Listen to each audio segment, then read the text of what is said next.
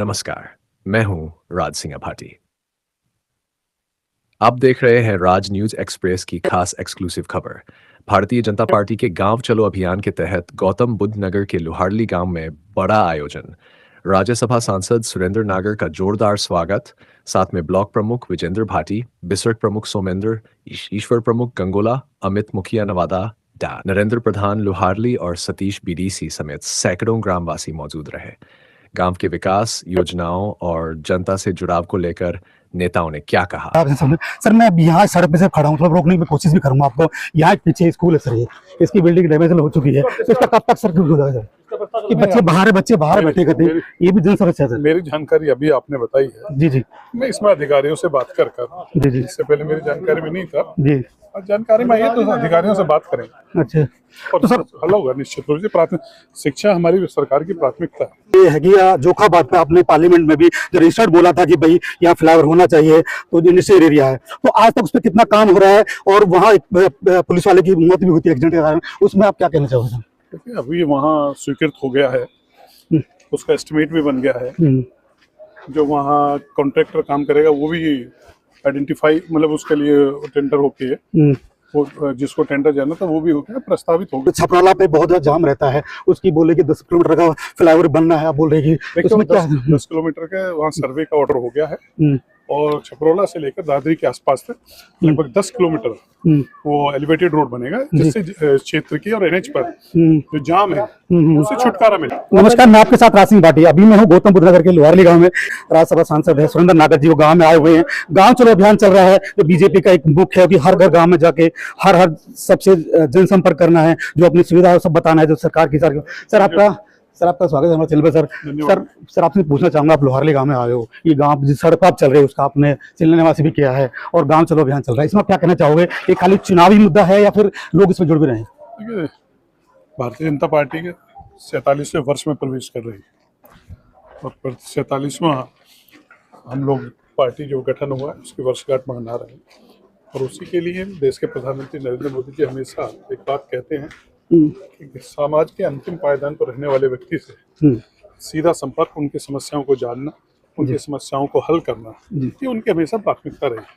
तो पूरे देश में भारतीय जनता पार्टी 47वें वर्ष में एक ग्राम चौपाल और ग्राम चलो अभियान ये चला है। उसी के अंतर्गत सभी जनप्रतिनिधि हमारे ग्राम प्रधान से लेके मेंबर पार्लियामेंट तक सभी गांवों में जा रहे हैं, जन समस्याओं को सुन रहे हैं और समस्याओं को हल करने का और उनको सुनकर और जो सरकार की उपलब्धियां हैं वो जनता के बीच में लेकर जा रहे हैं। तो सब जनता के बीच में जा रहे हैं, बहुत अच्छी सुविधा है सब। सर मैं अब यहाँ सड़क पे से खड़ा हूँ, थोड़ा रोकने की कोशिश भी करूंगा आपको।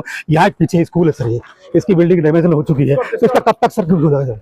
कि बच्चे बाहर बैठे करते, ये भी जन समस्या है। मेरी जानकारी अभी आपने बताई है। जी जी मैं इसमें अधिकारियों से बात कर जी जी। इससे पहले मेरी जानकारी में नहीं था जी, और जानकारी में आई है तो अधिकारियों से बात करेंगे। अच्छा, और तो सर हल होगा निश्चित रूप से। प्राथमिक शिक्षा हमारी सरकार की प्राथमिकता है। तो क्वेश्चन मेरा रहेगा कि जो जल से नल की बात करी, पानी की टंकियां बन गई हैं, सरकार ने बहुत अच्छा काम किया है, ऊपर टंकी कोई नहीं चल रही है और सारी जो रोड आप बनवाते हो रोड बार बार उसी में टूट जाती है। देखिए ये ठेकेदारी खेल है क्या है?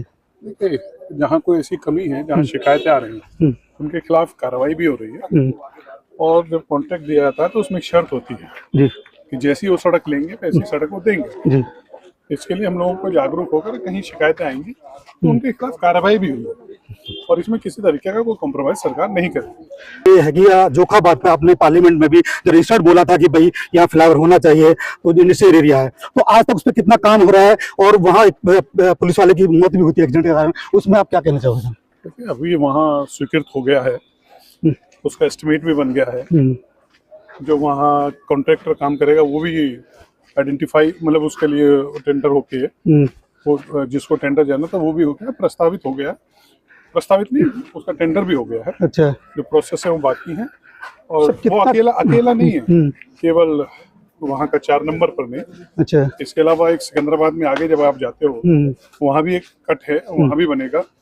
मंडी है वहाँ, उसके लिए फुटओवर ब्रिज बनेंगे, 3 फुटओवर ब्रिज, 2 फ्लाईओवर बनेंगे। और ये जो ब्लैक स्पॉट के रूप में ये आइडेंटिफाई किए गए थे जी और इन ब्लैक स्पॉट्स को आइडेंटिफाई करके उनको सुधारने का काम पूरे देश में चल रहा है। तो उसी प्रक्रिया में ये भी एक काम है। सर, इसी आगे को जोड़े लेके कि छपराला पे बहुत ज्यादा जाम रहता है, उसकी बोले कि 10 किलोमीटर का फ्लाईओवर बनना है, आप बोल रहे हैं कि देखो उसमें क्या 10 किलोमीटर का वहाँ सर्वे का ऑर्डर हो गया है और छपरौला से लेकर दादरी के आसपास तक लगभग 10 किलोमीटर वो एलिवेटेड रोड बनेगा, जिससे क्षेत्र की और एनएच पर जो जाम है उससे छुटकारा मिल जाएगा। अच्छा सर, एक जैसे मंझाली पुल को लेकर आपने बेटी रोटी की बात भी की थी, उस पुल पे कितना काम है, लोगों की बहुत इसमें आशाएं भी है, लोग सुनना चाहते हैं इस चीज को। काम चल रहा है मंझाली पुल को लेकर वो जल्दी इधर जो उत्तर प्रदेश का है वो भी काम हो गया। अच्छा। उस पर काम हो गया है। लोग कह रहे हैं काम नहीं चल रहा है, नहीं काम हो गया। आप जाके देख के आइए। तो यही कहना है कि सुरेंद्र जो काम है, जो बोले हैं वो सब काम होंगे। सारे के सारे डीपीआर सबकी बन चुकी है, सारी डीपीआर बन चुकी है। तो कुछ जनता को जनसंपर्क करने में दिखाने की कोशिश करता हूँ कि पूरा जनता जुड़ी हुई है और बीजेपी पार्टी के साथ एक एक अंतिम पंक्ति में जो लोग खड़ा है उसकी बीजेपी देखती है। ऐसी खबर देखने के लिए सब्सक्राइब, लाइक, शेयर, कमेंट जरूर करें, अपनी राय जरूर दें। आपकी राय जो आपके कमेंट वो हमारी ताकत है। ऐसी खबर आप दिखाते रहिए, जनता से जुड़ी हुई। सभी का धन्यवाद। हर खबर पाइए सीधा अपने मोबाइल पर।